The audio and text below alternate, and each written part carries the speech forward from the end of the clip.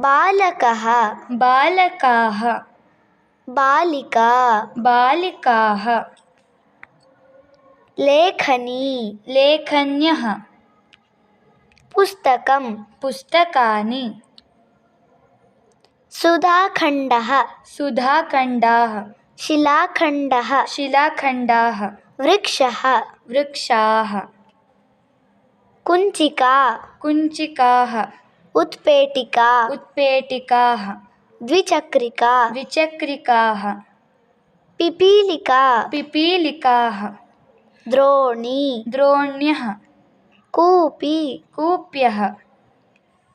नदी नद्यः कन्दुकं कन्दुकानि मन्दिरं मन्दिराणि कङ्कतं कङ्कतानि फलं फलानि बालकः बालकाः